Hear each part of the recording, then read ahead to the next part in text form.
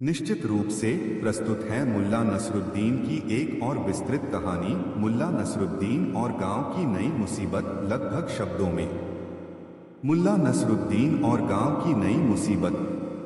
अध्याय 1, सुकून के बाद का तूफान। नेकपुर, जिसका अर्थ था नेकी का नगर, वास्तव में अपने नाम को चरितार्थ करता था।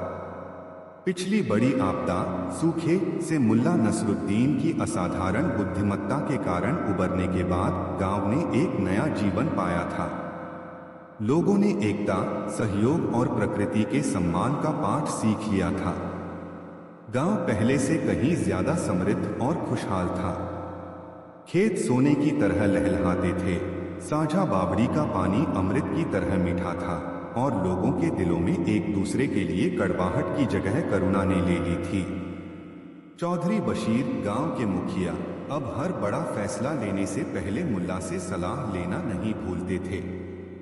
इमाम हाशिम अपनी तकरीरों में अब किताबी ज्ञान के साथ साथ मुल्ला की व्यावहारिक बुद्धिमत्ता की मिसालें भी देते थे। यहाँ तक कि सेठ धनीराम का बेटा सुलेमान, जो अपने पिता के बिल्कुल विपरीत था, गांव के विकास कार्यों में बढ़ चढ़कर हिस्सा लेता था। ऐसा लगता था मानो नेकपुर ने अपने लिए एक आदर्श दुनिया बना ली है। और मुल्ला नसरुद्दीन, वह अपनी पुरानी भूमिका में लौट आए थे। गांव के लोग अब उन्हें श्रद्धा से देखते थे, पर मुल्ला का व्यवहार पहले जैसा ही था, सरल, बेपरवाह और थोड़ा सा सनकी। वह अब भी अपने गधे बहादुर से घंटों बातें करते या फिर नदी के किनारे बैठकर पानी में पत्थर फेंकते और उससे उठने वाले वृत्तों को घंटों निहारते रहते। लेकिन पिछले कुछ हफ्तों से मुल्ला ने एक नया और बेहद अजीब शौक पाल लिया था। वह गांव भर में घूम घूम कर तितलियां पकड़ते थे। हाथ में एक लंबा सा डंडा, जिसके सिरे पर एक जाली बंधी होती, लेकर वह बच्चों की तरह तितलियों के पीछे भागते। कभी किसी के गुलाब के बाग में, तो कभी खेतों की मेड़ों पर। वह रंग बिरंगी तितलियों को पकड़ते, उन्हें एक बड़े से लकड़ी के पिंजरे में रखते और फिर घंटों उन पिंजरों के पास बैठकर उन्हें देखते रहते, जैसे वे कोई अनमोल खजाना हो। लोगों को यह बड़ा अजीब लगता। मुल्ला जी अब बच्चों जैसे खेल क्यों खेल रहे हैं, वे एक दूसरे से पूछते। पर अब कोई उनका मजाक उड़ाने की हिम्मत नहीं करता था। सब यही सोचते कि जरूर इसके पीछे भी मुल्ला का कोई गहरा मकसद होगा, जो उनकी समझ से परे है। लेकिन नेकपुर का यह सुकून ज्यादा दिन टिकने वाला नहीं था। नई मुसीबत ने दबे पांव दस्तक दी, और इस बार वह किसी आसमानी आफत या इंसानी लालच के रूप में नहीं आई। वह आई एक पौधे के रूप में। यह सब शुरू हुआ रशीद चाचा के खेत के एक कोने से। एक अजीब सी गहरे काले रंग की बेल उगनी शुरू हुई। उसके पत्ते खुरदुरे और नुकीले थे और उसमें से एक हल्की सी अप्रिय गंध आती थी।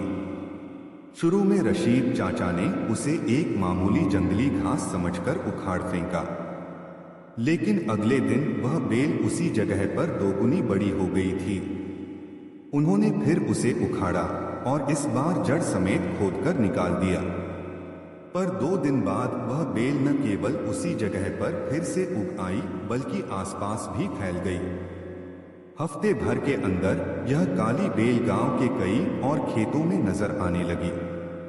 इसकी सबसे भयानक बात यह थी कि यह जहां भी उगती थी, वहां की जमीन को बंजर बना देती थी। यह फसल के पौधों की सारी नमी और पोषक तत्व सोख लेती और फसल के पौधे पीले पड़कर मुरझाने लगते। यह किसी दैत्य की तरह थी, जो गांव की हरियाली को निगल रही थी। किसानों ने हर तरीका आजमा कर देख लिया। उन्होंने उसे काटा, जलाया, गहरी जुताई की, लेकिन यह बेल हर बार पहले से ज्यादा ताकतवर और ज्यादा संख्या में लौट आती। गांव पर एक अनजाना खौफ छाने लगा था। उनकी आंखों के सामने उनके लहलहाते खेत बर्बाद हो रहे थे और वे कुछ नहीं कर पा रहे थे।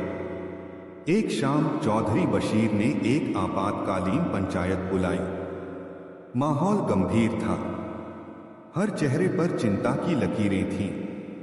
भाइयों, यह कोई आम खरपतवार नहीं है, चौधरी ने भारी आवाज में कहा।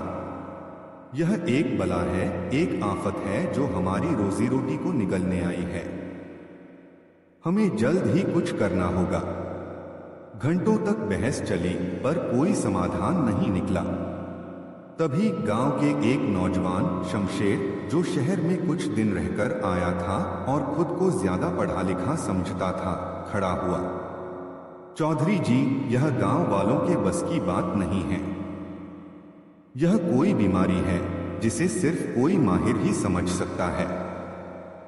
हमें शहर से किसी हकीम या कृषि विज्ञानी को बुलाना चाहिए। यह बात ज्यादातर लोगों को सही लगी। चौधरी बशीर ने भी हामी भर दी। इस पूरी गंभीर बहस के दौरान मुल्ला नसरुद्दीन पंचायत के एक कोने में बैठे ऊँघ रहे थे।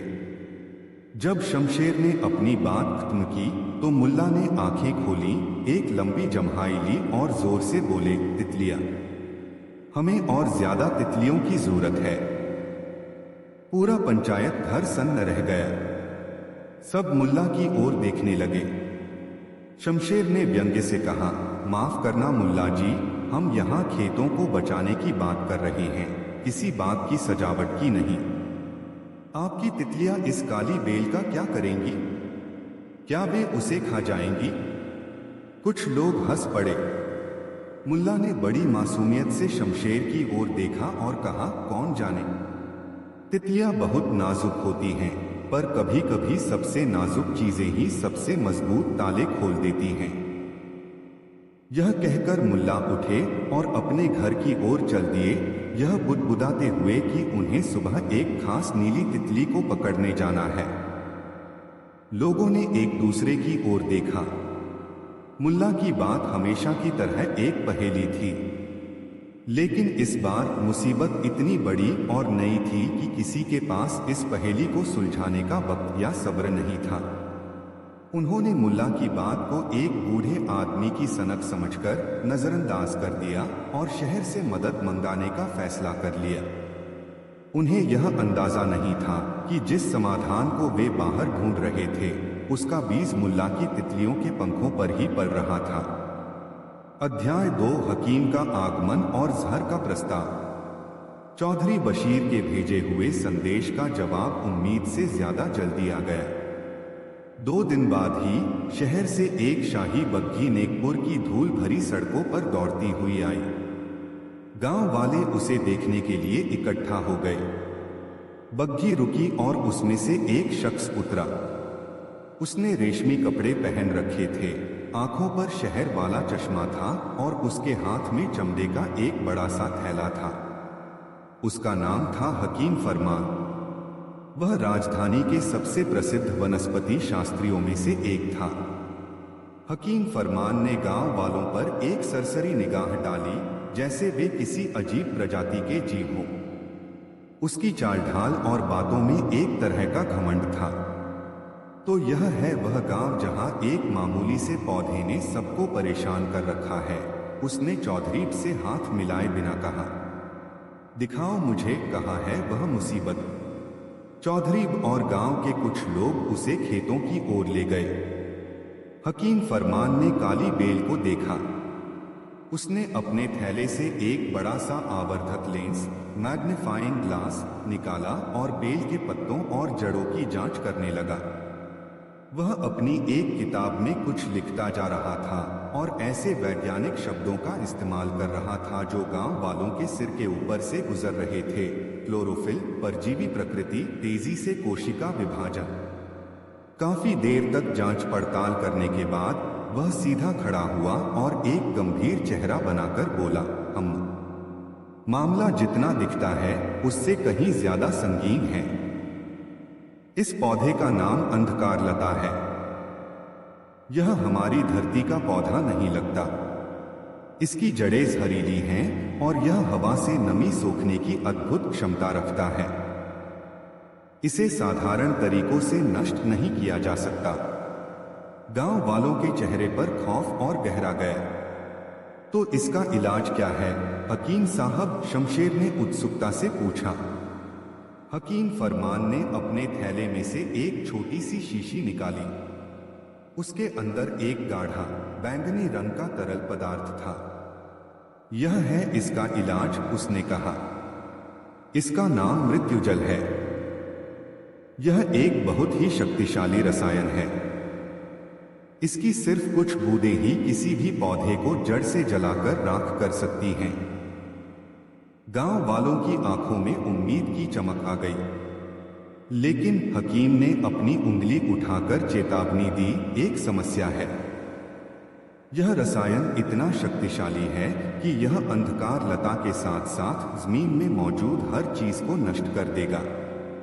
जिस खेत में इसका छिड़काव होगा वह जमीन अगले 2 साल तक किसी भी फसल को उगाने के काबिल नहीं रहेगी।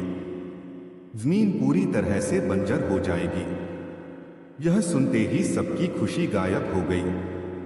यह कैसा इलाज था जो बीमारी से भी बदतर था। यह तो बर्बादी है, एक बुजुर्ग किसान चिल्लाया। हम अपने खेतों को अपने ही हाथों से कैसे बंजर कर सकते हैं? 2 साल तक हम क्या खाएंगे? हकीम फरमान ने कंधे उचकाए। देखो, मेरे पास यही एकमात्र समाधान है। या तो इस अंधकार लता को पूरे गांव में फैलने दो और हमेशा के लिए सब कुछ बर्बाद कर दो, या फिर थोड़ी हिम्मत दिखाकर 2 साल का नुकसान सहो और इस बला से हमेशा के लिए छुटकारा पालो। फैसला आपका है। गांव वाले एक भयानक दुविधा में फंस गए थे। एक तरफ गहरी खाई थी तो दूसरी तरफ कुआं।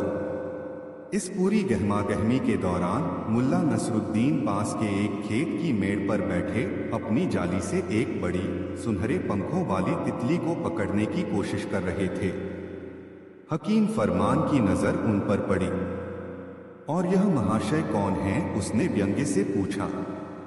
शमशेर ने शर्मिंदगी से सिर झुकाकर कहा, यह मुल्ला नसरुद्दीन है। थोड़े सनकी हैं। हकीम फरमान जोर से हंसा। मैं देख सकता हूं। जब पूरा गांव अपनी जिंदगी मौत की लड़ाई लड़ रहा है तब यह जनाब तितलियों के पीछे भाग रहे हैं। शायद इनसे ही पूछ लेना चाहिए इस अंधकार लता का इलाज। यह सुनकर उसके साथ आए शहर के सिपाही भी हंसने लगे। मुल्ला ने आखिरकार वह तितली पकड़ ली।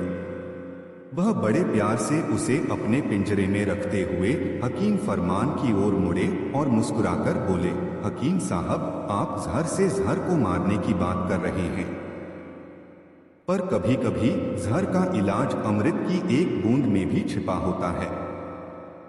और अमृत हमेशा किसी शीशी में नहीं मिलता।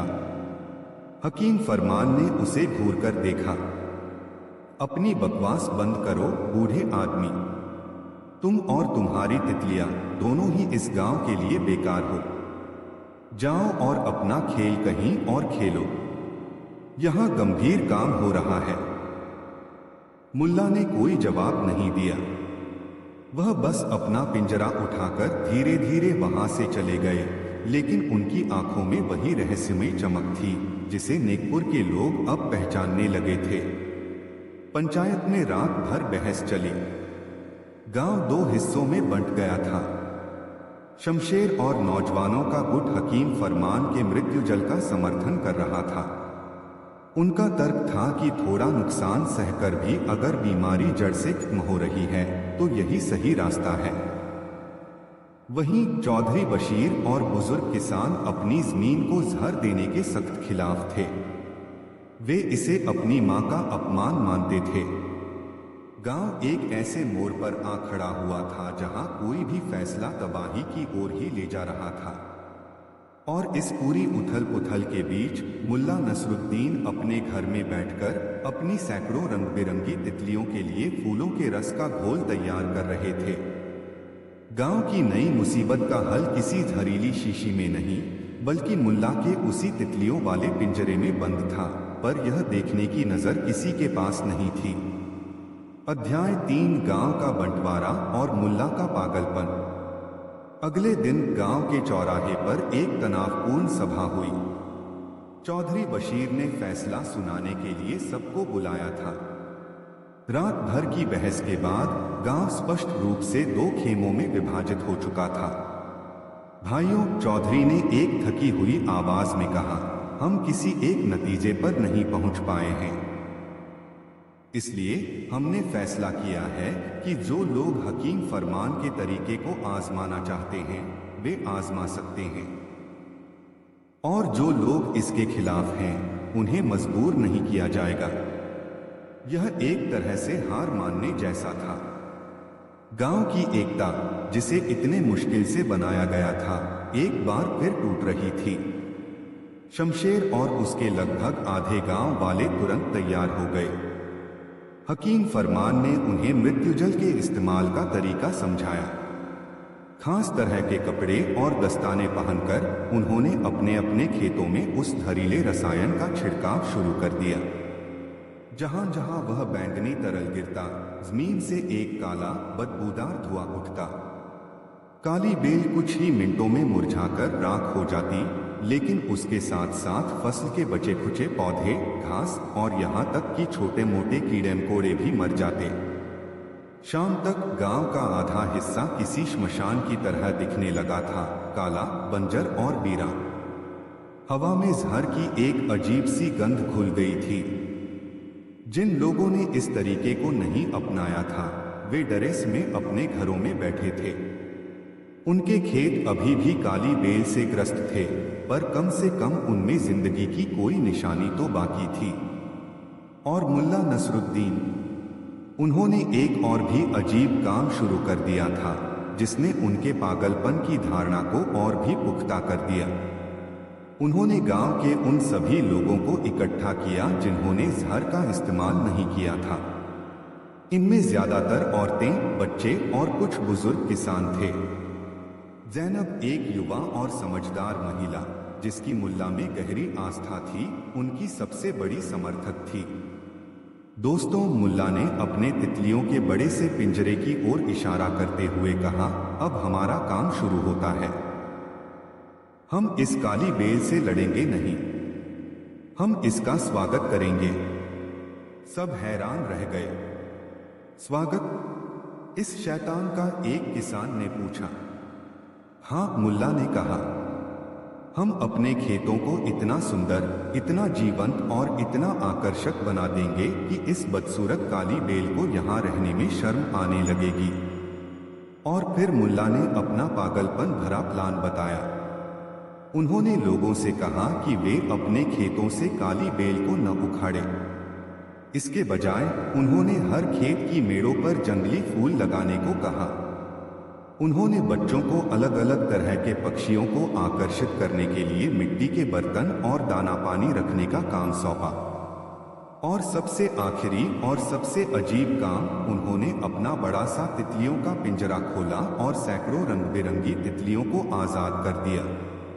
जाओ, उन्होंने तितलियों से कहा, और इस गांव को फिर से मुस्कुराना सिखाओ। तितलियां आजाद होकर हवा में उड़ने लगीं और जल्द ही पूरे गांव में फैल गईं। यह एक अद्भुत दृश्य था, पर उस संकट की घड़ी में यह एक मजाक जैसा लग रहा था।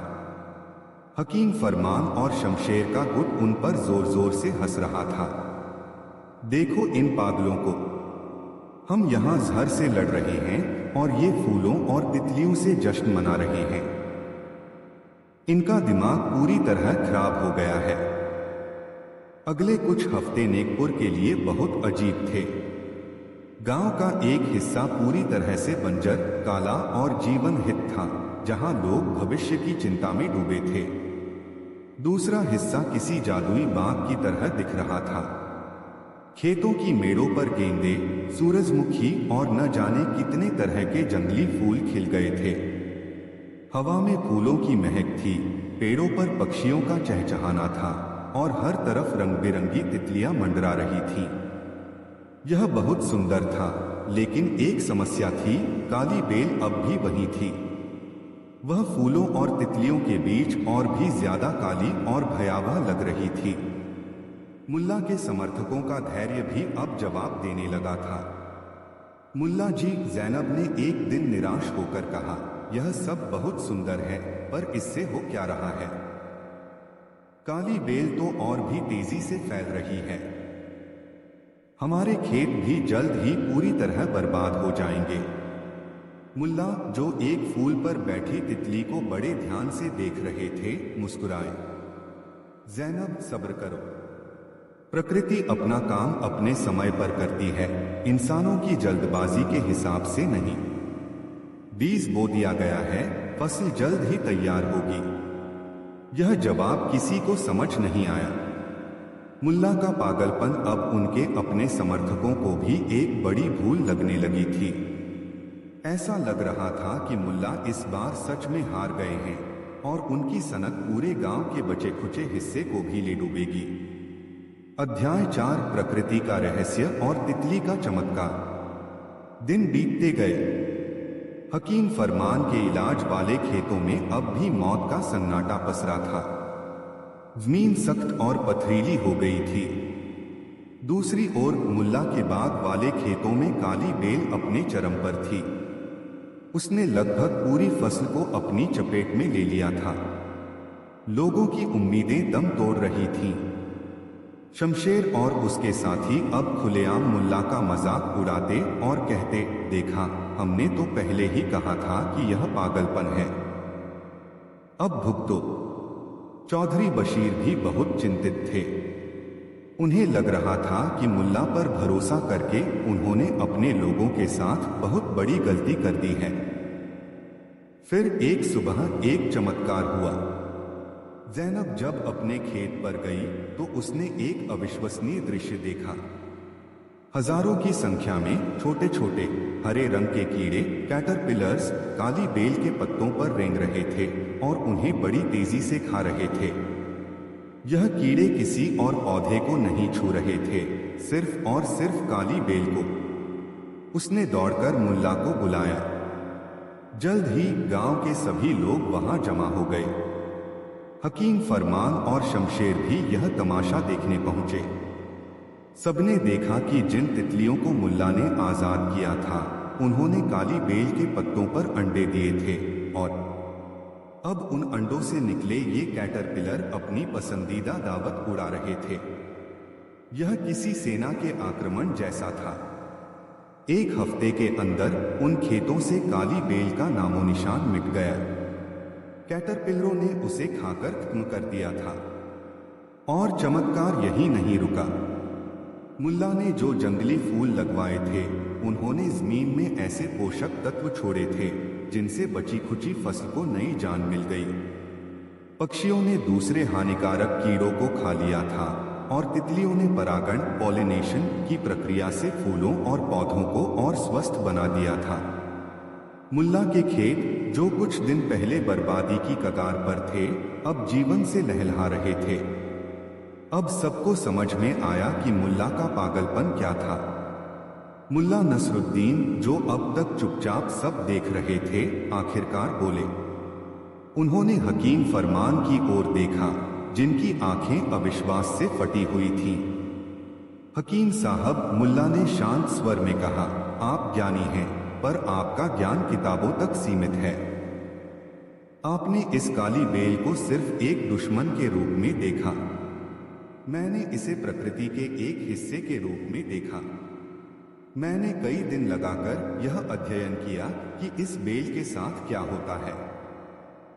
मैंने देखा कि एक खास किस्म की सुनहरी तितली हमेशा इसी बेल पर आकर बैठती है। तब मैं समझ गया कि प्रकृति ने हर बीमारी के साथ उसका इलाज भी बनाया है। इस काली बेल का प्राकृतिक शिकारी यही तितली का कैटरपिलर है। उन्होंने आगे बताया, लेकिन ये तितलियां सिर्फ काली बेल वाले खेतों में नहीं आती। उन्हें आकर्षित करने के लिए फूलों का रस और एक पूरा पारिस्थितिकी तंत्र इकोसिस्टम चाहिए। इसीलिए मैंने फूल लगवाए, पक्षियों को बुलाया। मैंने जहर से लड़ने के लिए जहर का इस्तेमाल नहीं किया। मैंने जीवन से लड़ने के लिए और ज्यादा जीवन का इस्तेमाल किया। मैंने एक ऐसी सेना तैयार की जो लड़ती नहीं बल्कि संतुलन बनाती है। यह सुनकर सब सन्न रह गए। जिस चीज को वे पागलपन समझ रहे थे, वह असल में प्रकृति का एक बहुत गहरा और सूक्ष्म ज्ञान था। मुल्ला ने तितलियों के पीछे भागकर कोई खेल नहीं खेला था, वह एक बहुत ही जटिल वैज्ञानिक शोध कर रहे थे। हकीम फरमान का चेहरा शर्म से लाल हो गया। उसका सारा किताबी ज्ञान, उसके बड़े बड़े शब्द और उसका महंगा मृत्युजल एक अनपढ़ सनकी लगने वाले बूढ़े आदमी के व्यावहारिक ज्ञान के सामने धूल चाट रहा था। वह कुछ भी कहने की स्थिति में नहीं था। शमशेर और उसके साथियों के सिर शर्म से झुके हुए थे। वे अपने काले बंजर खेतों को देख रहे थे और फिर मुल्ला के हरे भरे जीवंत खेतों को। उन्हें अपनी जल्दबाजी और अज्ञानता पर गहरा पछतावा हो रहा था। मुल्ला की तितलियों ने सिर्फ काली बेल को ही नहीं हराया था, उन्होंने आधुनिक आधे अधूरे ज्ञान के घमंड को भी हराया था। उन्होंने साबित कर दिया था कि प्रकृति के साथ लड़ने में नहीं, बल्कि उसे समझने और उसके साथ मिलकर काम करने में ही सच्ची बुद्धिमत्ता है। अध्याय 5, जमीन का उपचार और दिलों का मेल। उस दिन के बाद नेकपुर का माहौल पूरी तरह बदल गया। हकीम फरमान बिना किसी से कुछ कहे रात के अंधेरे में अपनी बग्घी लेकर गांव से चला गया। उसका घमंड चकनाचूर हो चुका था। शमशेर अपने साथियों के साथ मुल्ला के पैरों में गिर पड़ा। हमें माफ कर दीजिए मुल्ला जी, उसने रोते हुए कहा। हम अपने घमंड में अंधे हो गए थे। हमने आपकी बुद्धिमत्ता को नहीं पहचाना और अपने ही हाथों अपनी जमीन को मार डाला। मुल्ला ने उसे उठाकर गले से लगा लिया। उठो बेटा, गलती करना इंसान की फितरत है। अच्छी बात यह है कि तुमने अपनी गलती मान ली।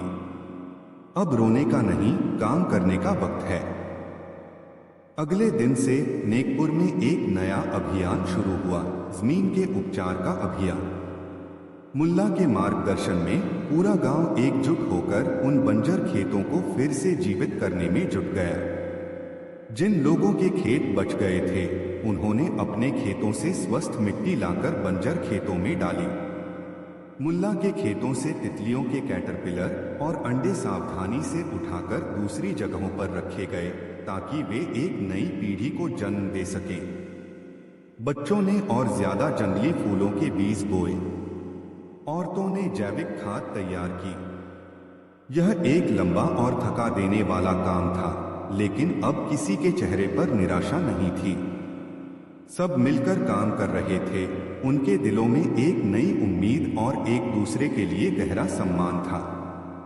गांव की टूटी हुई एकता अब पहले से भी ज्यादा मजबूत लोहे की तरह जुड़ गई थी। धीरे धीरे महीनों की मेहनत के बाद जहरीले खेतों में भी जिंदगी के अंकुर फूटने लगे। जमीन का जहर कम हो रहा था और उसकी आत्मा लौट रही थी। एक साल बाद नेकपुर फिर से हरा भरा हो गया था। शायद फसल पहले जितनी नहीं थी, लेकिन लोगों के दिलों में संतोष पहले से कहीं ज्यादा था।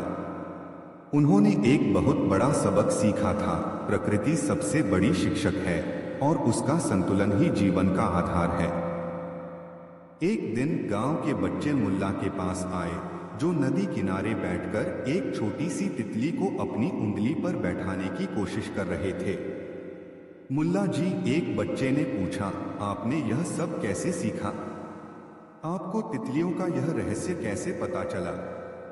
मुल्ला ने अपनी आंखें बंद की, मुस्कुराए और कहा, बच्चों, मैंने कुछ नहीं किया। मैं तो बस चुपचाप बैठ गया और प्रकृति को अपनी कहानी सुनाने दी। मैंने उस काली बेल से नफरत नहीं की, मैंने उसे समझने की कोशिश की। मैंने तितली की सुंदरता के पीछे छिपे उसके काम को देखा। जब तुम लड़ना बंद कर देते हो और सुनना शुरू कर देते हो, तो कायनात के सारे रहस्य खुद ब खुद तुम पर जाहिर होने लगते हैं। यह जवाब बच्चों की समझ से परे था, लेकिन गांव के बड़े जो वहां खड़े थे, वे इसका गहरा मतलब समझ गए थे। मुल्ला नसरुद्दीन ने एक बार फिर गांव को एक नई मुसीबत से बचाया था, लेकिन इस बार उन्होंने सिर्फ एक फसल या जमीन को नहीं बचाया था, उन्होंने गांव को एक बहुत बड़ी गलती करने से बचाया था, प्रकृति से अपना रिश्ता तोड़ने की गलती। उन्होंने सिखाया था कि हर समस्या का हल ताकत या जहर में नहीं होता, कुछ समस्याओं का हल एक तितली के पंखों जितनी नाजुकी और धैर्य में छिप।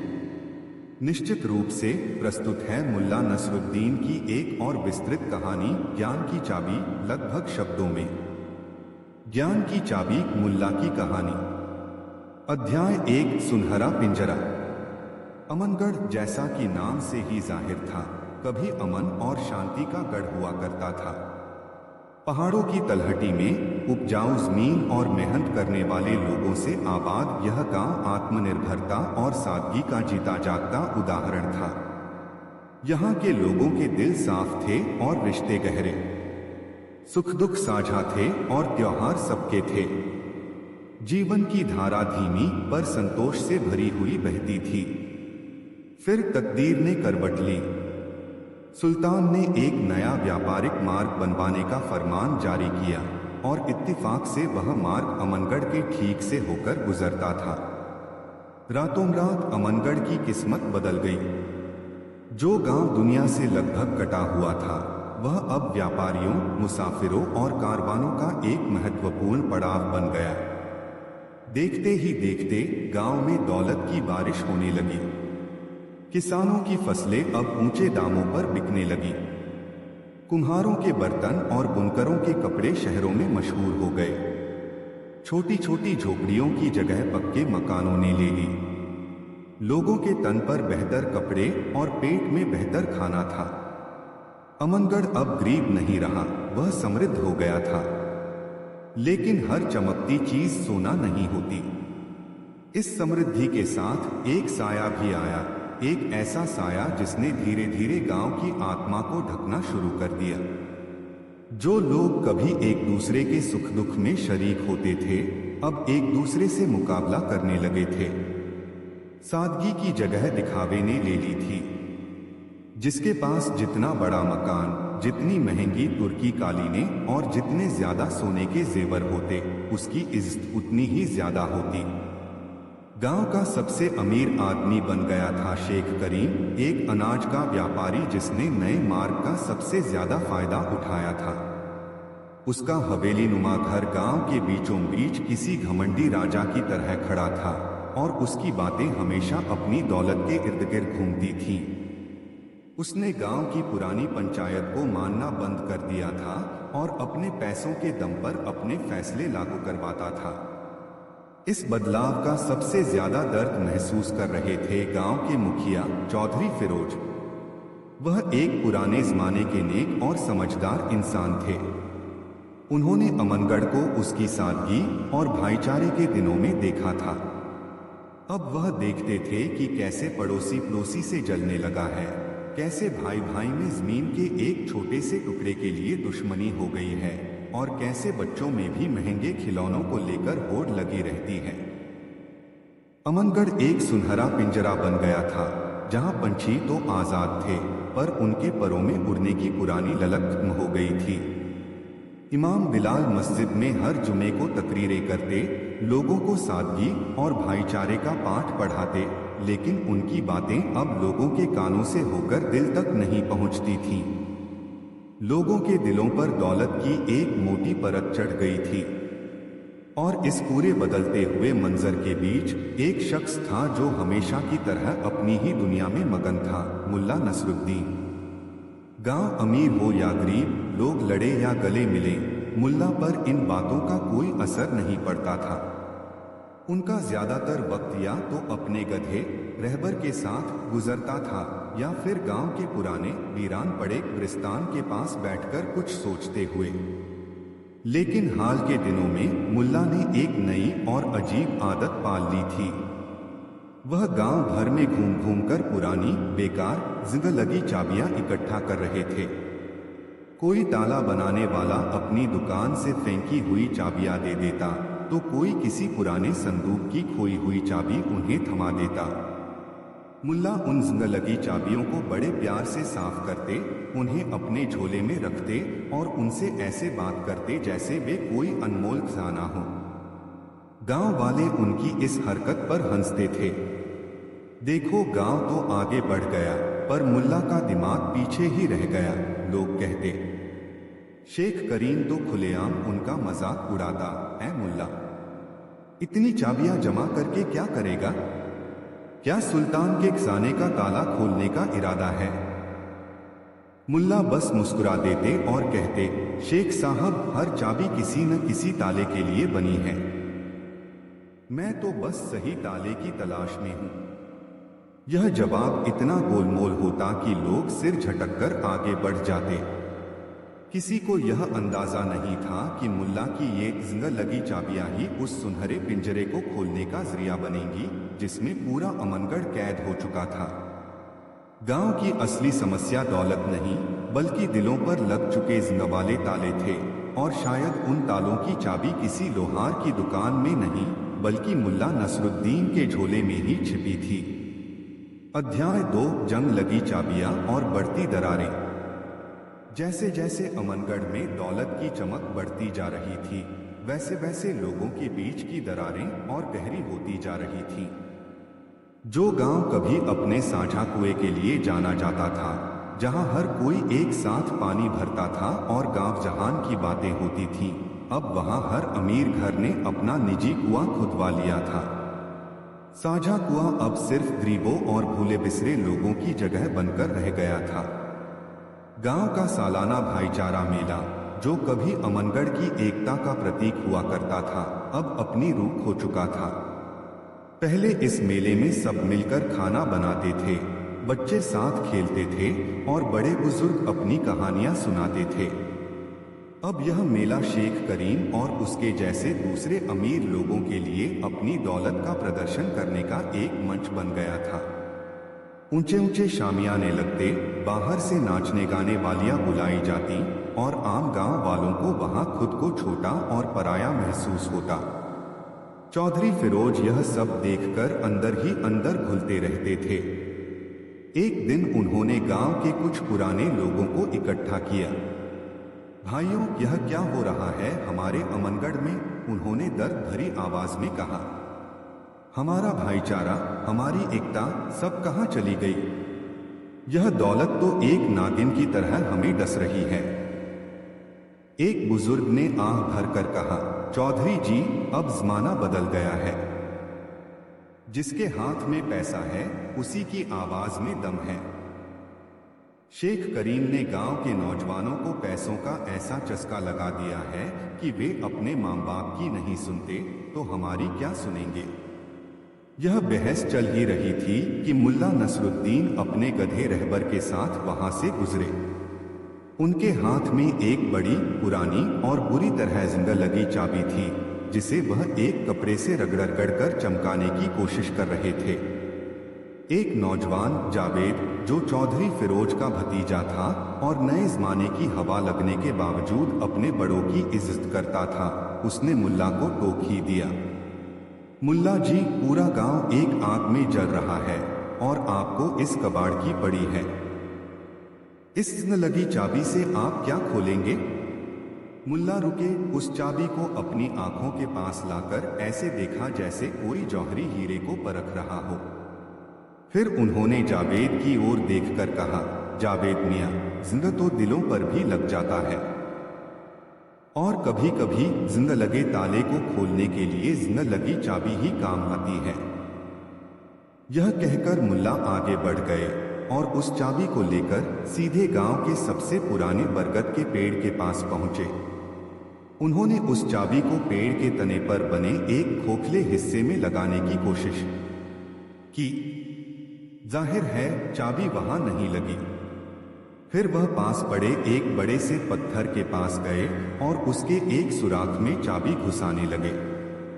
यह देखकर कुछ बच्चे जो वहां खेल रहे थे, जोर जोर से हंसने लगे। देखो, मुल्ला पागल हो गए हैं, पेड़ और पत्थर को ताला समझ रहे हैं। मुल्ला की ये हरकतें अब रोज की बात हो गई थीं। वह अपनी किसी न किसी जिंदा लगी चाबी को उठाते और गांव की किसी बेतुकी चीज को खोलने की कोशिश करते। कभी वह अपने गधे रहबर के कान में चाबी लगाने की कोशिश करते, तो कभी नदी के किनारे बैठकर पानी की लहरों पर ताला खोलने का नाटक करते। गांव में अब यह आम राय बन चुकी थी कि मुल्ला नसरुद्दीन का दिमाग पूरी तरह से खराब हो गया है। समृद्धि ने जहां बाकी गांव को लालची और घमंडी बनाया था, वहीं मुल्ला को पागल बना दिया था। गांव का संकट उस वक्त अपने चरम पर पहुंच गया जब दो सगे भाइयों अहमद और जमील के बीच उनके पिता की जमीन के बंटवारे को लेकर झगड़ा हो गया। दोनों भाई कभी एक दूसरे की जान हुआ करते थे, लेकिन अब वे एक दूसरे की जान लेने पर उतारू थे। मामला चौधरी फिरोज की पंचायत में आया। दोनों भाई अपनी अपनी बात पर अड़े थे। शेख करीम ने इस आग में घी डालने का काम किया। उसने जमील, जो छोटा भाई था, को पैसे का लालच देकर और भड़का दिया। पंचायत में हंगामा हो गया। अहमद ने जमील को धक्का दे दिया और दोनों के बीच हाथापाई शुरू हो गई। लोगों ने बड़ी मुश्किल से उन्हें अलग किया। चौधरी फिरोज ने हताशा में अपना सिर पकड़ लिया। अमनगढ़ का सुनहरा पिंजरा अब टूटने की कगार पर था। उसी शाम जब पूरा गांव इस घटना से स्तब्ध और दुखी था, मुल्ला नसरुद्दीन अहमद और जमील के घर के बाहर पहुंचे। उनके हाथ में एक छोटी नाजुक सी चाबी थी। उन्होंने दरवाजा खटखटाया। अहमद ने गुस्से में दरवाजा खोला। क्या है मुल्ला, यहां क्यों आए हो मेरा तमाशा देखने? वह गरजा। मुल्ला ने शांति से वह चाबी उसकी ओर बढ़ाई और कहा, यह तुम्हारे लिए है। अहमद ने हैरानी से उस चाबी को देखा। यह क्या है? मेरे घर में तो नया ताला लगा है। यह पुरानी चाबी मेरे किस काम की? मुल्ला मुस्कुराए। हर ताला दरवाजे पर नहीं होता बेटा, कुछ ताले यादों के संदूकों पर भी लगे होते हैं। यह कहकर मुल्ला वहां से चले गए और हैरान परेशान अहमद उस छोटी सी चाबी को हाथ में लिए खड़ा रह गया। उसे या गांव में किसी और को यह नहीं पता था कि मुल्ला सिर्फ चाबियां इकट्ठा नहीं कर रहे थे, वह हर चाबी की कहानी भी जानते थे। वह गांव के अतीत की उन भूली बिसरी कड़ियों को जोड़ रहे थे जिन्हें समृद्धि की चमक ने धुंधला कर दिया था। और अहमद के हाथ में जो चाबी थी वह कोई आम चाबी नहीं थी। वह उस छोटे से लकड़ी के बक्से की चाबी थी जिसमें अहमद और जमील बचपन में अपने खिलौने और रहस्य छिपाया करते थे। एक ऐसा रहस्य जिसे दोनों भाई भूल चुके थे। अध्याय 3, ज्ञान का संदूक। अहमद और जमील का झगड़ा गांव के लिए आखिरी दिन का साबित हुआ। चौधरी फिरोज को लगा कि अगर अब कुछ नहीं किया गया तो अमनगढ़ का नाम हमेशा के लिए मिट्टी में मिल जाएगा। उन्होंने इमाम बिलाल और गांव के दूसरे समझदार लोगों के साथ एक आपातकालीन बैठक बुलाई। अब पानी सिर से ऊपर जा चुका है, चौधरी ने कहा। हमें कोई रास्ता निकालना होगा, वरना यह दौलत हमें और हमारे बच्चों को इंसान से हैवान बना देगी। बहुत देर तक बहस चलती रही। कोई कह रहा था कि शेख करीम को गांव से निकाल देना चाहिए, तो कोई कह रहा था कि हमें पुराने दिनों की तरह फिर से सादगी अपना लेनी चाहिए। पर कोई भी ठोस समाधान नजर नहीं आ रहा था। तभी एक बहुत ही बुजुर्ग आदमी, बाबा रहमू, जो अपनी जिंदगी का एक शतक पूरा करने के करीब थे और जिनकी याददाश्त अब धुंधली पड़ चुकी थी, उन्होंने कांपती हुई आवाज में कहा, ज्ञान, ज्ञान का संदूक। सब लोग उनकी ओर देखने लगे। क्या कह रहे हैं बाबा? चौधरी ने पूछा। बाबा रहमू ने अपनी धुंधली आंखों से दूर कहीं देखते हुए कहा, अमनगढ़ के बानी, हमारे परदादा ने एक संदूक छोड़ा था, ज्ञान का संदूक। उसमें अमनगढ़ की हर मुश्किल का हल है। कहते थे जब गांव पर सबसे बड़ी आफत आए तो वह संदूक खोला जाए, पर उसे सिर्फ गांव का सबसे ज्ञानी और नेक इंसान ही खोल सकता है। वह संदूक मस्जिद के पुराने तहखाने में रखा है। यह सुनते ही पूरे कमरे में एक सनसनी दौड़ गई। यह एक भूली बिसरी किंवदंती थी, एक ऐसी कहानी जिसे लोग अब बच्चों को सुनाने के लिए भी इस्तेमाल नहीं करते थे। लेकिन इस हताशा के आलम में यह कहानी उम्मीद की एक किरण की तरह लग रही थी। फौरन यह खबर पूरे गांव में फैल गई। ज्ञान का संदूक मिल गया है, अब हमारी सारी परेशानियां दूर हो जाएंगी। शेख करीम ने जब यह सुना तो वह जोर से हंसा।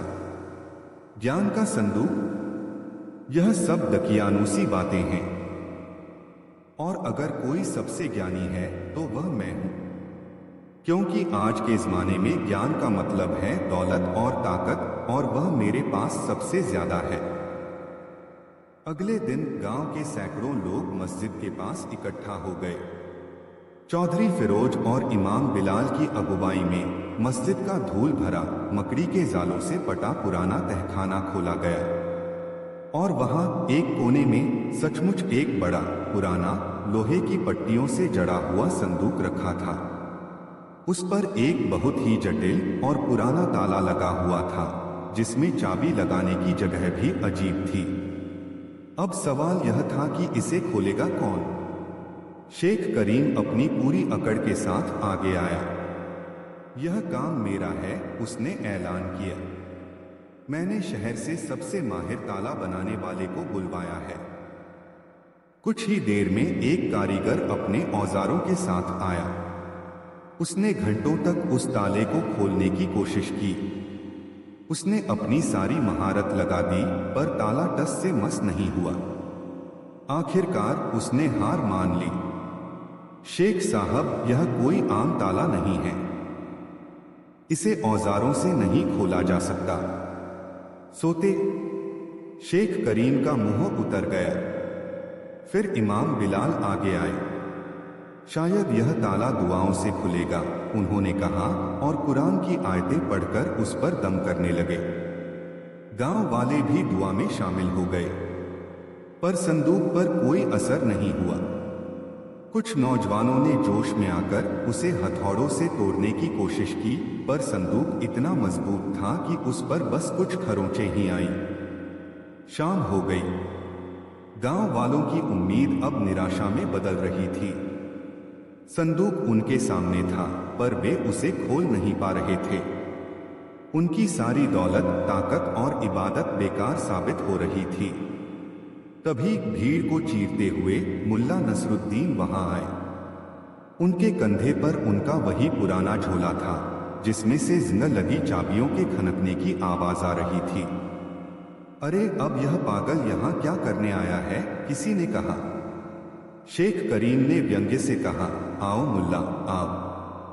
अब तुम ही अपनी जिंदा लगी चाबियों से हमारी किस्मत का ताला खोलकर दिखाओ। पूरा गांव हंसने लगा। मुल्ला ने किसी की परवाह नहीं की। वह सीधे उस संदूक के पास गए। उन्होंने उसे गौर से देखा, उसे चारों तरफ से थपथपाया, और फिर अपना कान उस पर लगाकर कुछ सुनने की कोशिश की, जैसे वह संदूक से बातें कर रहे हों। फिर वह सीधे हुए और अपने झोले में हाथ डाला। सबकी सांसें रुक गईं। क्या मुल्ला सच में इसे खोलने की कोशिश करेंगे? लेकिन मुल्ला ने जो किया, उसने सबको हैरान कर दिया। उन्होंने अपने झोले से चाबी नहीं निकाली। वह भीड़ में घूमना शुरू हो गए। वह सबसे पहले लड़ रहे भाइयों अहमद और जमील के पास गए। उन्होंने अपने झोले से वही छोटी नाजुक चाबी निकाली जो उन्होंने अहमद को दी थी, और उसे उन दोनों के हाथों में थमाते हुए कहा, यह लो।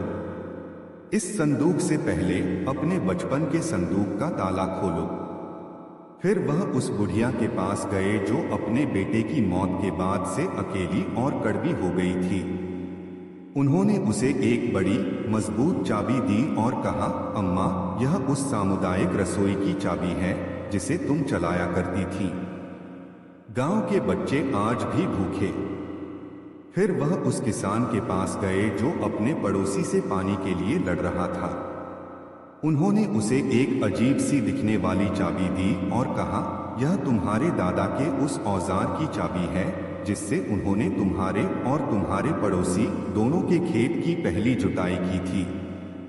एक एक करके मुल्ला ने गांव के कई लोगों को उनके मतलब की, उनकी कहानी से जुड़ी एक जिंदगी पुरानी चाबी दी। आखिर में वह शेख करीम के पास पहुंचे। उन्होंने अपने झोले से सबसे छोटी, सबसे साधारण और सबसे ज्यादा जिंदगी चाबी निकाली और उसे शेख करीम की ओर बढ़ाया। शेख करीम ने घृणा से उसे देखा। यह कचरा मुझे क्यों दे रहे हो? मुल्ला ने शांत स्वर में कहा, शेख साहब, यह आपके वालिद की उस छोटी सी बढ़ी की दुकान की चाबी है, जहां बैठकर उन्होंने ईमानदारी से काम करके आपको पाला था। शायद आपको याद हो ईमानदारी क्या होती है। यह कहकर मुल्ला वापस संदूक के पास जाकर खड़े हो गए। उनका झोला अब लगभग खाली था। गांव वाले हैरान थे, भ्रमित थे। यह क्या तमाशा था? वे संदूक खोलने आए थे और मुल्ला उन्हें पुरानी बेकार चाबियां पकड़ा रहे थे। किसी को कुछ समझ नहीं आ रहा था कि मुल्ला के इस पागलपन के पीछे का असली मकसद क्या है। अध्याय 4, असली ताले और उनकी चाबियां। पूरे माहौल पर एक अजीब सी खामोशी छा गई थी। लोग अपने हाथों में थमी जिंदगी पुरानी चाबियों को देख रहे थे और फिर मुल्ला को, जो शांत भाव से संदूक के पास खड़े थे। शेख करीम का चेहरा गुस्से और अपमान से तमतमा रहा था। यह क्या मजाक है नसरुद्दीन? वह गरजा। हमने तुम्हें ज्ञान का संदूक खोलने के लिए बुलाया था, अपनी पुरानी कबाड़ की नुमाइश लगाने के लिए नहीं। तुम हम सबका वक्त बर्बाद कर रहे हो। मुल्ला ने शेख करीम की ओर देखा और पहली बार उनकी आंखों में शरारत की जगह एक गहरी गंभीरता थी।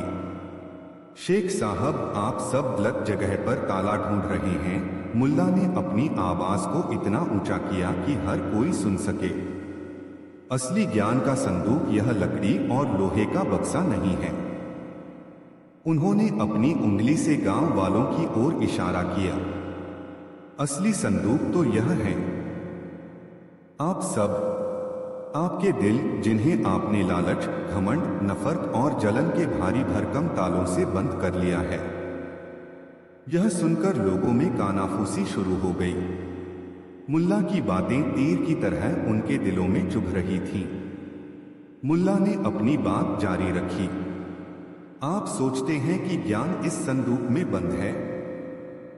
ज्ञान किसी बक्से में बंद नहीं किया जा सकता। ज्ञान तो अनुभव में है, रिश्तों में है, करुणा में है और अपनी गलतियों को सुधारने में है। अमनगढ़ के बानी ने यह संदूक इसलिए नहीं छोड़ा था कि इसके अंदर से कोई खजाना निकलेगा। उन्होंने यह संदूक एक आईने के तौर पर छोड़ा था, ताकि जब गांव अपनी राह भटक जाए तो इस संदूक को खोलने की कोशिश में वह अपने असली तालों को पहचान सके। अब उनकी आवाज में एक शिक्षक जैसी दृढ़ता थी। वह अहमद और जमील की ओर मुड़े। तुम दोनों सोचते हो कि जमीन का एक टुकड़ा तुम्हारी भाईबंधी से बड़ा है। यह चाबी तुम्हारे बचपन के उस लकड़ी के बक्से की है, जिसमें तुम अपना सबसे कीमती खजाना रखते थे, एक दूसरे का साथ। जाओ और उस बक्से को खोलो। शायद तुम्हें याद आ जाए कि असली दौलत क्या होती है। अहमद और जमील ने एक दूसरे की ओर देखा। उनकी आंखों में गुस्सा नहीं, शर्मिंदगी थी। फिर मुल्ला उस बुजुर्ग औरत की ओर मुड़े। अम्मा, तुमने अपने गम के ताले में खुद को कैद कर लिया है, लेकिन तुम्हारा ज्ञान और तुम्हारा प्यार तो उन बच्चों के लिए है जिन्हें तुम्हारी जरूरत है। यह रसोई की चाबी सिर्फ एक दरवाजा नहीं खोलेगी, यह तुम्हारे जीवन के उद्देश्य का दरवाजा भी खोलेगी। बुढ़िया की आंखों से आंसू बहने लगे। एक एक करके मुल्ला ने हर उस व्यक्ति को संबोधित किया जिसे उन्होंने चाबी दी थी। उन्होंने बताया कि वह चाबी उनके अतीत के किसी सकारात्मक, भाईचारे वाले पल से कैसे जुड़ी है। वह उन्हें याद दिला रहे थे कि वे क्या थे और अब क्या बन गए हैं। अंत में उनकी नजरें फिर से शेख करीम पर टिकी। और आप शेख साहब, आप दौलत को ही ज्ञान समझते हैं, लेकिन क्या आपको अपने वालिद याद हैं? एक गरीब लेकिन ईमानदार बढ़ी जिनका सम्मान पूरा गांव करता था। उनकी दौलत पैसा नहीं, इज्जत थी। यह चाबी उनकी दुकान की है। जाओ और उस दुकान की धूल में छुपी उस इज्जत को ढूंढो। शायद तब तुम्हें समझ आए कि असली अमीरी क्या है। शेख करीम के पास कोई जवाब नहीं था। पहली बार गांव के सामने वह निशब्द खड़ा था। उसके घमंड का ताला जैसे चटक गया था। मुल्ला ने एक गहरी सांस ली। ज्ञान की कोई एक चाबी नहीं होती। हर दिल का ताला अलग है और उसकी चाबी भी अलग है। और सबसे बड़ी बात, असली ताला तुम्हारे दिल में है और उसकी चाबी अक्सर तुम्हारे पड़ोसी के हाथ में होती है। जब तक तुम एक दूसरे के दरवाजे नहीं खोलोगे, एक दूसरे के दर्द को नहीं समझोगे, तब तक तुम सब इन बंद तालों के पीछे कैद रहोगे, चाहे तुम्हारे पास दुनिया की सारी दौलत क्यों न हो। यह किसी उपदेशक का भाषण नहीं था। यह एक ऐसे इंसान की सच्ची और सीधी बात थी जिसने गांव की नब्ज को पकड़ लिया था। मुल्ला का पागलपन असल में एक बहुत गहरा मनोवैज्ञानिक प्रयोग था। उनकी जिंदगी चाबियां कोई कबाड़ नहीं थीं, वे अतीत की भूली बिसरी यादें थीं, वे खोए हुए रिश्तों के प्रतीक थे। गांव वाले अब समझ रहे थे, असली समस्या संदूक का न खुलना नहीं था। असली समस्या उनके दिलों का बंद हो जाना था। मुल्ला ने उन्हें कोई जादुई हल नहीं दिया था। उन्होंने उन्हें एक आईना दिखाया था और उस आईने में अपनी बदसूरत शक्ल देखकर हर कोई सिहर उठा था। वह रात अमनगढ़ के लिए एक लंबी रात थी। गांव में एक अजीब सी शांति थी, वह शांति जो किसी बड़े तूफान के बाद आती है। अध्याय 5, अमनगढ़ का नया सवेरा। अगली सुबह अमनगढ़ में एक नया सवेरा हुआ। यह सिर्फ सूरज का निकलना नहीं था, यह गांव की आत्मा का फिर से जागना था। सबसे पहले लोगों ने देखा कि अहमद और जमील अपने पुराने टूटे फूटे घर की सफाई कर रहे हैं, जहां वे बचपन में रहते थे। उनके बीच अब कोई तनाव नहीं था। वे हंसते हुए काम कर रहे थे। बाद में पता चला कि उन्होंने रात में अपने बचपन का वह लकड़ी का बक्सा खोला था और उसमें मिले पुराने खिलौनों और एक दूसरे के लिए लिखे बचकाने खतों ने उनकी सारी कड़वाहट धो डाली थी। उन्होंने मिलकर फैसला किया था कि वे जमीन नहीं बांटेंगे, बल्कि उस पर मिलकर खेती करेंगे, जैसे उनके पिता और दादा किया करते थे। थोड़ी देर बाद गांव की पुरानी सामुदायिक रसोई से धुआं उठता दिखाई दिया। वह बुजुर्ग औरत अपने गम को पीछे छोड़कर गांव के गरीब बच्चों के लिए दलिया बना रही थी। कुछ और औरतें भी उसकी मदद के लिए वहां पहुंच गईं। बरसों बाद उस रसोई में फिर से हंसी और कहकहों की आवाज गूंज रही थी। सबसे बड़ी हैरानी की बात तो तब हुई जब लोगों ने शेख करीम को अपने वालिद की पुरानी धूल भरी बढ़ी की दुकान का ताला खोलते देखा। वह घंटों तक अंदर बैठे रहे। जब वह बाहर निकले तो उनकी आंखों में घमंड की जगह एक अजीब सी नमी थी। उन्होंने गांव वालों के सामने हाथ जोड़कर अपनी गलतियों की माफी मांगी और ऐलान किया कि भाईचारा मेला अब पहले की तरह ही मनाया जाएगा, जिसका सारा खर्च वह उठाएंगे, लेकिन उसमें कोई दिखावा नहीं होगा। मुल्ला की दी हुई चाबियों ने अपना काम कर दिया था। वे जिंदगी चाबियां थीं, पर उन्होंने दिलों के नए और चमकदार तालों को खोल दिया था। अमनगढ़ फिर से अमनगढ़ बनने की राह पर था। लोग अब उस ज्ञान के संदूक को लगभग भूल चुके थे, जो अभी भी मस्जिद के बाहर वैसे ही बंद पड़ा था। असली ज्ञान तो उन्हें मिल चुका था। शाम को जब गांव में फिर से भाईचारे का माहौल बन रहा था, मुल्ला नसरुद्दीन चुपचाप उस संदूक के पास गए। उनके साथ केवल चौधरी फिरोज और इमाम बिलाल थे। मुल्ला, तुमने हमारी आंखें खोल दी, चौधरी ने भावुक होकर कहा। हम तो लकड़ी के बक्से में ज्ञान ढूंढ रहे थे और तुमने हमें सिखाया कि ज्ञान तो इंसानों के भीतर होता है। मुल्ला मुस्कुराए। उन्होंने अपनी कमर में बंधी डोरी से एक बहुत ही छोटी, साधारण सी, बिना जंग लगी चाबी निकाली। एक ऐसी चाबी जिसे उन्होंने किसी को नहीं दिया था। उन्होंने वह चाबी संदूक के ताले में लगाई। खट की एक हल्की सी आवाज के साथ सदियों से बंद वह ताला खुल गया। चौधरी फिरोज और इमाम बिलाल की आंखें हैरत से फटी रह गईं। यह कैसे? निश्चित रूप से प्रस्तुत है मुल्ला नसरुद्दीन की एक विस्तृत कहानी, जब मुल्ला ने सबको चौंकाया, लगभग शब्दों में। जब मुल्ला ने सबको चौंकाया। अध्याय 1, अलफजर का सुकून और गहराता संकट। अलफजर, जिसका अर्थ था भोर की पहली किरण, वास्तव में अपने नाम जैसा ही एक गांव था। पहाड़ों की गोद में बसा एक कलकल करती नदी के किनारे यह गांव शांति, समृद्धि और सादगी का प्रतीक था। यहाँ के खेत सोने की तरह लहलहाते थे। हवा में मिट्टी और ताजे फलों की मिलीजुली सुगंध तैरती रहती थी और लोगों के चेहरों पर संतोष की एक स्थायी मुस्कान खिली रहती थी।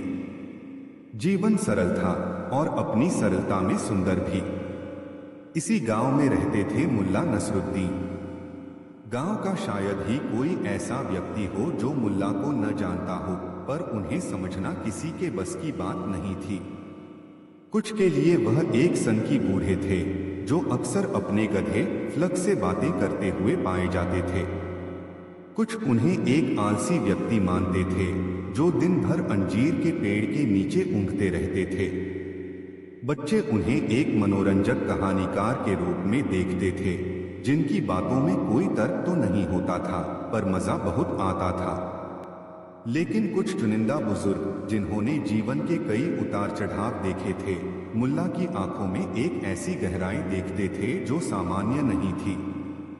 वे मानते थे कि मुल्ला की सादगी के पीछे एक असाधारण ज्ञान छिपा था जो बस सही समय पर ही प्रकट होता था।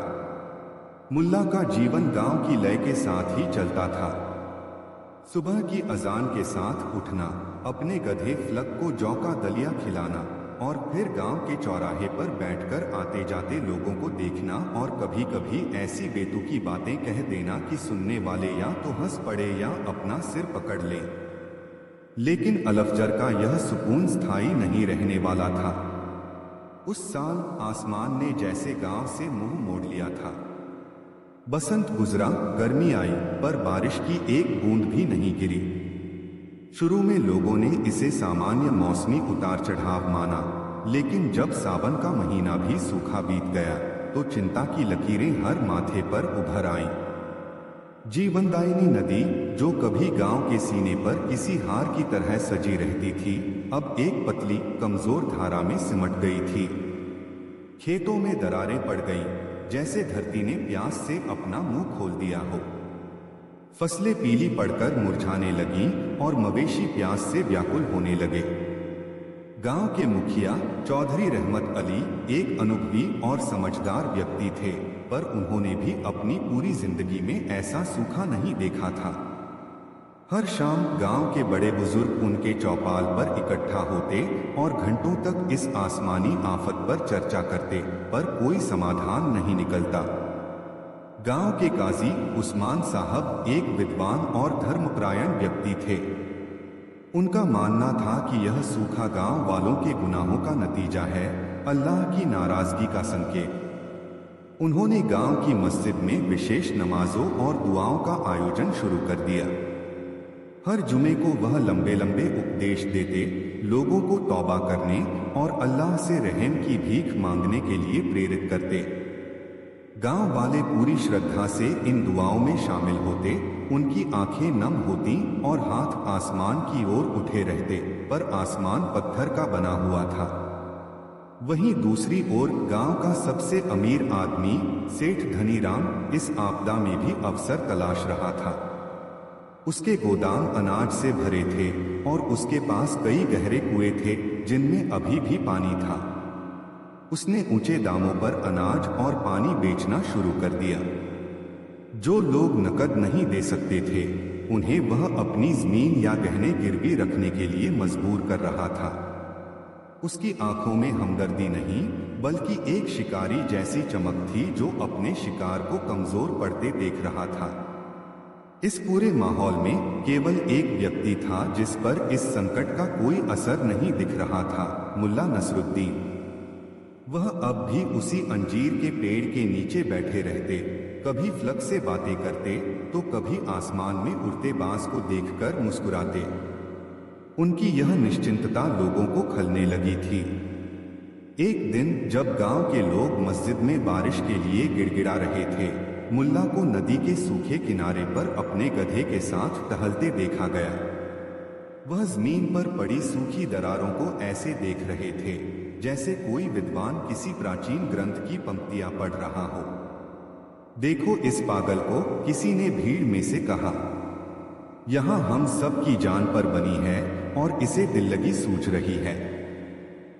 काजी उस्मान ने भी मुल्ला को देखा। उनके माथे पर बल पड़ गए। उन्हें मुल्ला की यह हरकतें हमेशा से ही इस्लाम की तौहीन लगती थीं। वह गरजते हुए बोले, ए नसरुद्दीन, जब पूरा गांव अल्लाह के सामने सजदे में है तो यहां क्या कर रहा है? क्या तुझे अल्लाह का खौफ नहीं? मुल्ला ने धीरे से सिर घुमाया। उनकी आंखों में वही चिरपरिचित शरारत की चमक थी। उन्होंने काजी की ओर देखकर कहा, काजी साहब, आप सब मिलकर अल्लाह से कुछ मांग रहे हैं। मैं तो बस यह देखने आया हूं कि अल्लाह को आपकी बात सुनाने के लिए आसमान में कोई बादल भी है या नहीं। यह सुनकर कुछ लोग हंस पड़े, पर ज्यादातर लोगों को गुस्सा आया। काजी उस्मान का चेहरा क्रोध से लाल हो गया। बकवास बंद कर अपनी, नसरुद्दीन, तेरी इन्हीं उलझलूल हरकतों की वजह से हम पर यह मुसीबत आई है। तू इस गांव के लिए एक बदनसी भी है। मुल्ला ने कोई जवाब नहीं दिया। वह बस मुस्कुराए, अपने गधे फ्लक की पीठ थपथपाई और धीरे धीरे अपने घर की ओर चल दिए। लेकिन उनकी उस मुस्कान में कुछ ऐसा था जो सामान्य नहीं था।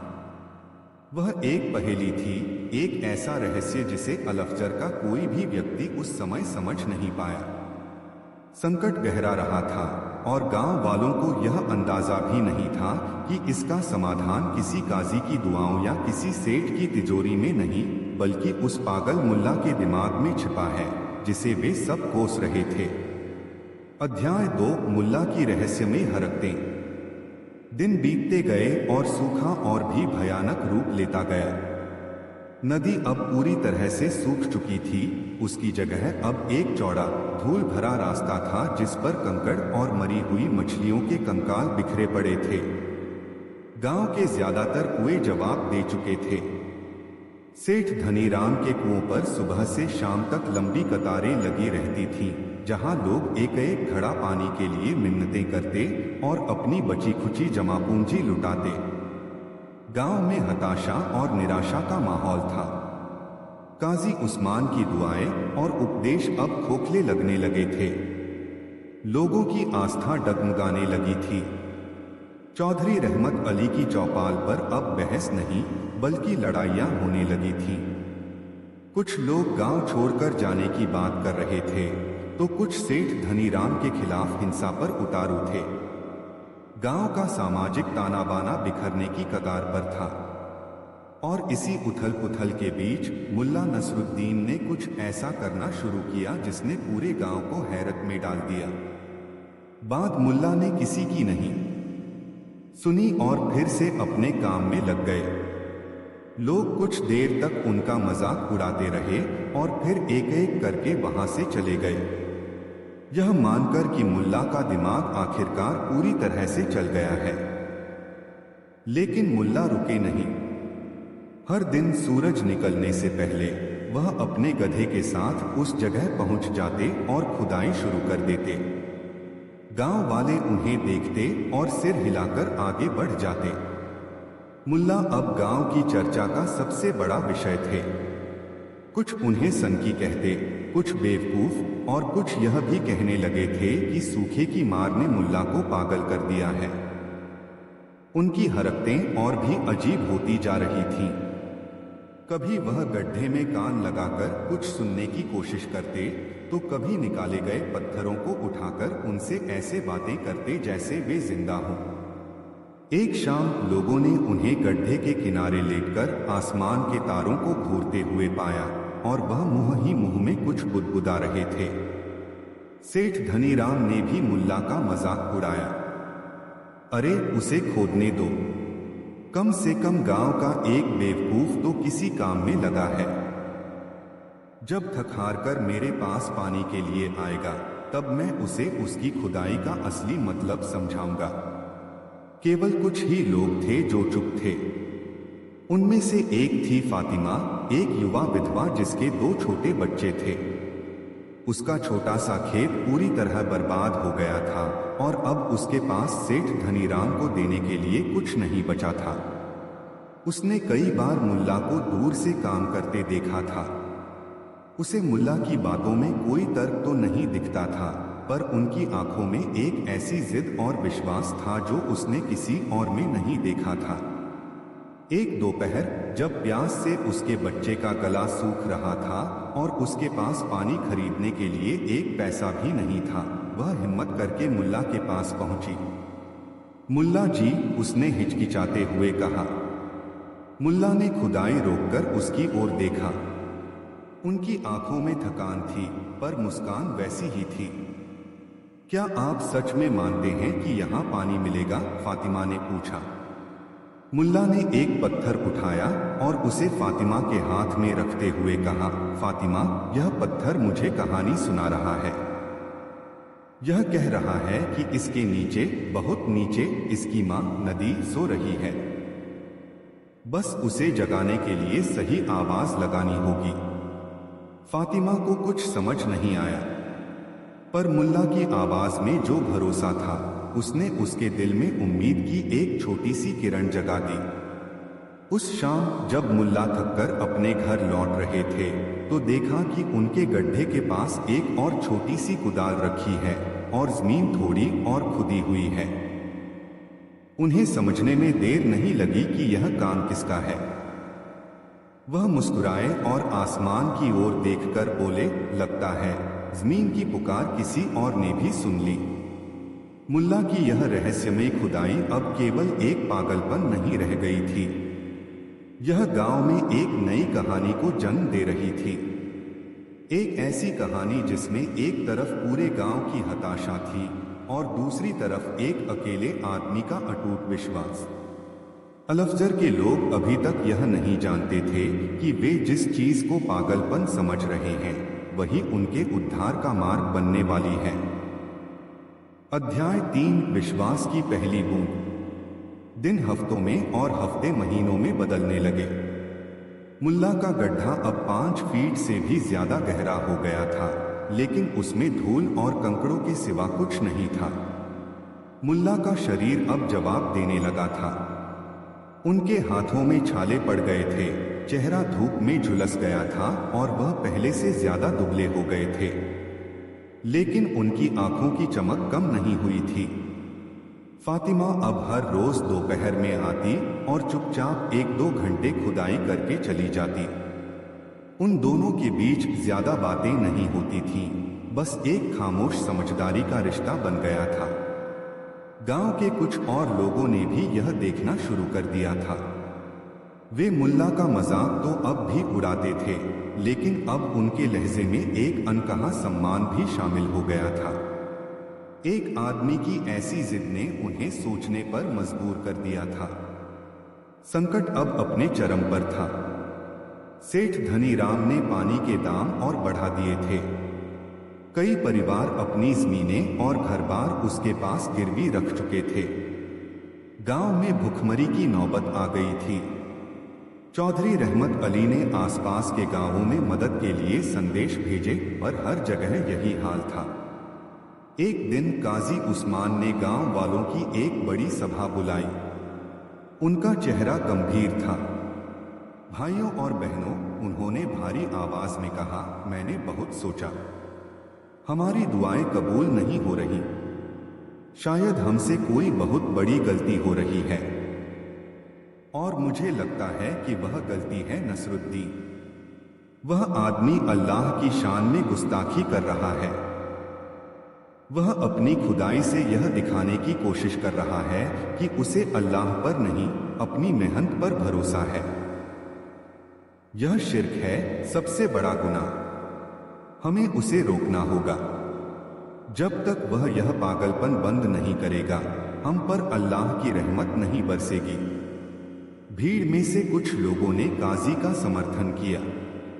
वे गुस्से में थे, हताश थे, और उन्हें अपनी मुसीबतों के लिए एक बलि का बकरा चाहिए था। मुल्ला नसरुद्दीन इस भूमिका के लिए एकदम सही थे। एक गुस्साई भीड़ मुल्ला की खुदाई वाली जगह की ओर चल पड़ी। उनके हाथों में लाठियां थीं और उनके चेहरों पर क्रोध था।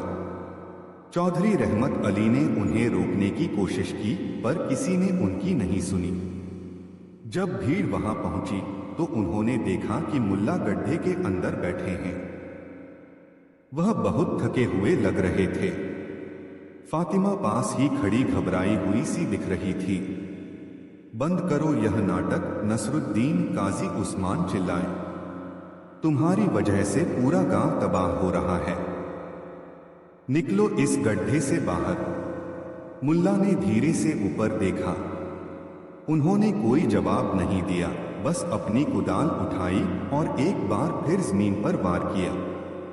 खट की एक तेज आवाज आई। इस बार की आवाज अलग थी। यह सूखी मिट्टी की आवाज नहीं थी। यह किसी खोखली चीज पर चोट पड़ने की आवाज थी।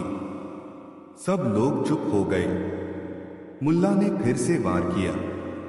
खट खट। यह क्या है? किसी ने भीड़ में से पूछा। मुल्ला ने फातिमा की ओर देखा और मुस्कुराए। लगता है हम दरवाजे पर पहुंच गए हैं। उन्होंने हाथ से मिट्टी और कंकड़ हटाने शुरू किए। नीचे एक बड़ा सपाट पत्थर दिखाई दे रहा था। यह सामान्य पत्थर नहीं था। इस पर कुछ पुरानी घिसी हुई नक्काशी बनी हुई थी। अब सबकी उत्सुकता बढ़ गई। गुस्सा शांत हो गया था। लोग आगे बढ़कर देखने लगे कि माजरा क्या है। चौधरी रहमत अली और काजी उस्मान भी पास आ गए। यह तो किसी पुरानी बावड़ी का ढक्कन लगता है, चौधरी रहमत अली ने हैरान होकर कहा। मेरे दादाजी ऐसी किसी बावड़ी की कहानियां सुनाते थे जो सदियों पहले सूख गई थी और जिसे लोगों ने बांट दिया था। मुल्ला ने कहा, यह सिर्फ बावड़ी नहीं है चौधरी साहब, यह एक रास्ता है। एक रास्ता उस भूली बिसरी नदी तक जो जमीन के नीचे बहती है। काजी उस्मान ने अविश्वास से कहा, बकवास। जमीन के नीचे कोई नदी नहीं बहती। यह सब तुम्हारी कल्पना है। मुल्ला ने जवाब दिया, काजी साहब, ज्ञान सिर्फ किताबों में नहीं होता। कुछ ज्ञान जमीन की परतों में, पत्थरों की कहानियों में और हवा के रुख में भी छिपा होता है। मैंने अपने दादा से सुना था कि हमारे पूर्वजों ने जमीन के नीचे बहने वाली एक गुप्त धारा से पानी निकालने के लिए एक जटिल प्रणाली बनाई थी। जब ऊपर वाली नदी सूख जाती थी तो वे इस धारा का उपयोग करते थे। समय के साथ लोग इसे भूल गए। मैंने बस उन पुरानी निशानियों को खोजा है, पेड़ों की जड़ों का रुख, जमीन की नमी और चट्टानों की बनावट। मेरी यह खुदाई पागलपन नहीं बल्कि एक भूला हुआ विज्ञान था। यह सुनकर सब सन्न रह गए। जिस आदमी को वे पागल और सनकी समझ रहे थे, वह असल में एक गहरे रहस्य को सुलझाने में लगा था। मुल्ला ने कहा, लेकिन मैं अकेला इस पत्थर को नहीं हटा सकता। इसके लिए पूरे गांव की ताकत लगेगी। अब माहौल बदल चुका था। जिन लोगों के हाथों में मुल्ला को मारने के लिए लाठियां थीं, वे अब मदद के लिए आगे आ रहे थे। दर्जनों हाथ उस पत्थर को हटाने में लग गए। काजी उस्मान चुपचाप खड़े सब देख रहे थे। उनके चेहरे पर अविश्वास, शर्मिंदगी और हैरानी के मिले-जुले भाव थे। घंटों की मशक्कत के बाद वह भारी पत्थर आखिरकार अपनी जगह से सरका, और फिर वह हुआ जिसकी किसी ने कल्पना भी नहीं की थी। जैसे ही पत्थर हटा, नीचे से एक ठंडी नम हवा का झोंका आया और उसके साथ आई एक धीमी कलकल की आवाज। गड्ढे के नीचे अंधेरे में पानी चमक रहा था। वह पानी नहीं था, वह आशा थी। वह विश्वास की पहली बूंद थी जो महीनों की हताशा के बाद अलफजर की सूखी धरती पर गिरी थी। लोग खुशी से चिल्ला उठे, कुछ रोने लगे, कुछ एक दूसरे के गले लग गए। मुल्ला नसरुद्दीन गड्ढे के किनारे शांति से बैठे थे। उनके चेहरे पर एक गहरी संतुष्टि की मुस्कान थी। उन्होंने सबको चौंका दिया था। उन्होंने यह साबित कर दिया था कि विश्वास केवल आसमान की ओर देखने का नाम नहीं है, बल्कि जमीन की गहराई में उतरकर कर्म करने का भी नाम है। अध्याय 4, ज्ञान की धारा। खबर फैलते ही पूरा गांव उस जगह पर उमड़ पड़ा। लोग अपनी आंखों से उस चमत्कार को देखना चाहते थे। सेठ धनीराम भी अपने कुछ चापलूसों के साथ वहां पहुंचा। जब उसने अपनी आंखों से गड्ढे में चमकता पानी देखा तो उसका चेहरा पीला पड़ गया। उसे अपनी दौलत का साम्राज्य ढहता हुआ नजर आ रहा था। चौधरी रहमत अली ने गांव के कुछ नौजवानों को रस्सियां और बाल्टियां लाने का आदेश दिया। जल्द ही पहली बाल्टी ऊपर आई। पानी ठंडा और शीशे की तरह साफ था। चौधरी ने अपनी अंजुरी में पानी लिया और उसे अपने सूखे होठों से लगाया। उनकी आंखों से आंसू बह निकले। यह पानी नहीं, अमृत है, उन्होंने कहा। एक एक करके सबने पानी चखा। उस पानी में जैसे महीनों की थकान, हताशा और दर्द को धो डालने की शक्ति थी। बच्चे खुशी से नाच रहे थे, औरतें शुक्र के गीत गा रही थीं और मर्द उस बावड़ी को और चौड़ा करने में जुट गए ताकि ज्यादा पानी निकाला जा सके। माहौल उत्सव का था और इस उत्सव के केंद्र में थे मुल्ला नसरुद्दीन, जो अब भी चुपचाप एक तरफ बैठे सब देख रहे थे। अब कोई उन्हें पागल नहीं कह रहा था। उनकी आंखों में अब लोगों को सनक नहीं, बल्कि ज्ञान का सागर दिखाई दे रहा था। काजी उस्मान धीरे धीरे चलकर मुल्ला के पास आए। उनका सिर शर्म से झुका हुआ था। मुल्ला, मुझे माफ कर दो, उन्होंने कांपती आवाज में कहा। मैं अपने किताबी ज्ञान के घमंड में अंधा हो गया था। मैं सोचता था कि मैं ही दीन और दुनिया को सबसे बेहतर समझता हूं, पर आज तुमने मुझे सिखाया है कि सच्चा ज्ञान क्या होता है। तुमने हमें सिर्फ पानी नहीं दिया, तुमने हमें एक बहुत बड़ा सबक दिया है। मुल्ला ने काजी के कंधे पर हाथ रखा और मुस्कुराकर कहा, काजी साहब, माफी की कोई बात नहीं। आप भी वही कर रहे थे जो आपको सही लगा। आपने लोगों को आस्था का मार्ग दिखाया। बस कभी कभी आस्था को कर्म के सहारे की जरूरत पड़ती है। दुआ के लिए उठे हाथ तब ज्यादा ताकतवर हो जाते हैं जब उन हाथों में मेहनत से बड़े छाले भी हों। यह सुनकर काजी उस्मान की आंखें भर आईं। उन्होंने पहली बार मुल्ला के सामने सिर झुकाया। अब सेठ धनीराम की बारी थी। वह मुल्ला के पास आया और बनावटी मुस्कान के साथ बोला, वाह मुल्ला जी, वाह, आपने तो कमाल कर दिया। मैं तो हमेशा से कहता था कि आप कोई आम इंसान नहीं हैं। चलिए अब इस कुएं के पानी को बेचने का इंतजाम करते हैं। आधा मुनाफा आपका, आधा मेरा। हम दोनों मिलकर पूरे इलाके के सबसे अमीर आदमी बन जाएंगे। मुल्ला ने धनीराम की ओर देखा। उनकी आंखों में अब शरारत नहीं, बल्कि एक ठंडी गंभीरता थी। सेठ जी, मुल्ला ने शांत लेकिन दृढ़ आवाज में कहा, यह पानी बिकाऊ नहीं है। यह जमीन की अमानत है जो उसने अपने बच्चों को सौंपी है। यह गांव की साझा संपत्ति है। इस पर हर उस इंसान का हक है जिसकी आंखों ने बारिश का इंतजार किया है, जिसके हलक सूखे हैं और जिसके खेत प्यासे हैं। फिर वह गांव वालों की ओर मुड़े और ऊंची आवाज में बोले, सुनो अलफजर के लोगों, यह पानी किसी एक का नहीं, हम सबका है।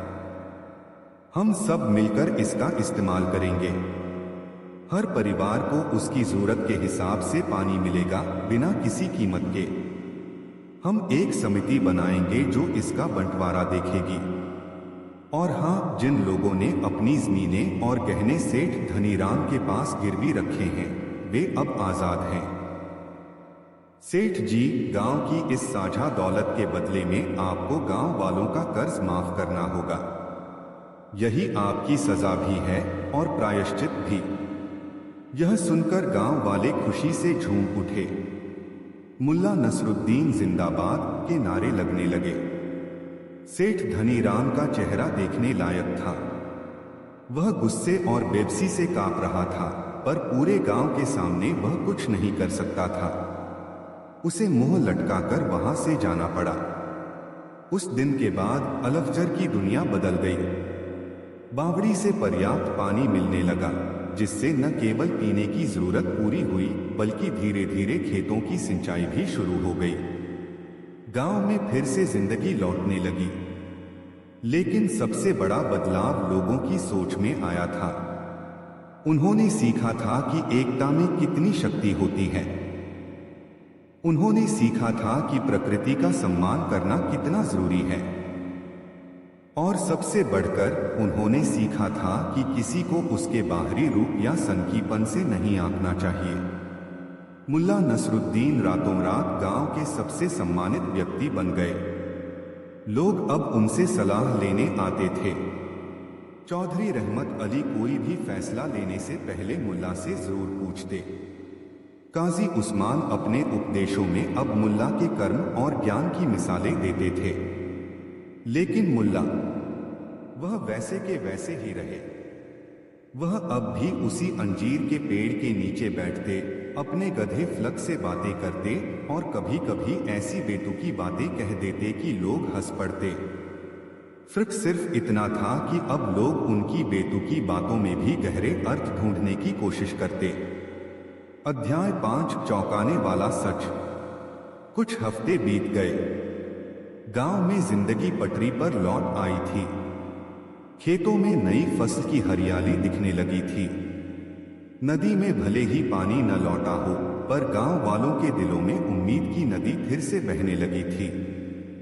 एक शाम जब सूरज डूब रहा था और आसमान नारंगी रंगों से सराबोर था, चौधरी रहमत अली, काजी उस्मान और गांव के कुछ और बड़े बुजुर्ग मुल्ला के पास बैठे थे। मुल्ला जी, चौधरी रहमत अली ने कहा, हम सब आपके आभारी हैं।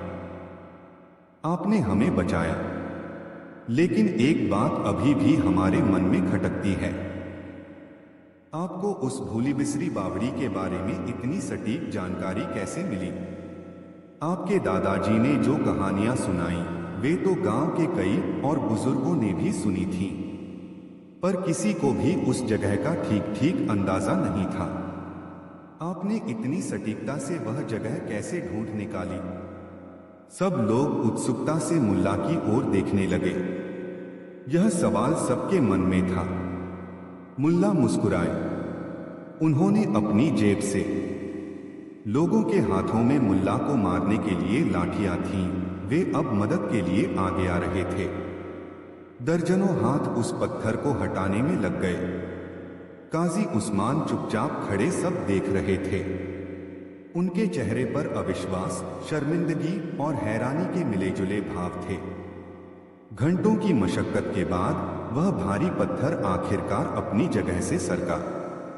और फिर वह हुआ जिसकी किसी ने कल्पना भी नहीं की थी।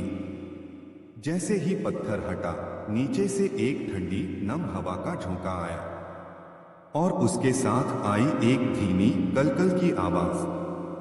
गड्ढे के नीचे अंधेरे में पानी चमक रहा था। वह पानी नहीं था, वह आशा थी। वह विश्वास की पहली बूंद थी जो महीनों की हताशा के बाद अलफजर की सूखी धरती पर गिरी थी। लोग खुशी से चिल्ला उठे। कुछ रोने लगे, कुछ एक दूसरे के गले लग गए। मुल्ला नसरुद्दीन गड्ढे के किनारे शांति से बैठे थे। उनके चेहरे पर एक गहरी संतुष्टि की मुस्कान थी। उन्होंने सबको चौंका दिया था। उन्होंने यह साबित कर दिया था कि विश्वास केवल आसमान की ओर देखने का नाम नहीं है, बल्कि जमीन की गहराई में उतरकर कर्म करने का भी नाम है। अध्याय 4 ज्ञान की धारा। खबर फैलते ही पूरा गांव उस जगह पर उमड़ पड़ा। लोग अपनी आंखों से उस चमत्कार को देखना चाहते थे। सेठ धनीराम भी अपने कुछ चापलूसों के साथ वहां पहुंचा। जब उसने अपनी आंखों से गड्ढे में चमकता पानी देखा तो उसका चेहरा पीला पड़ गया। उसे अपनी दौलत का साम्राज्य ढहता हुआ नजर आ रहा था। चौधरी रहमत अली ने गांव के कुछ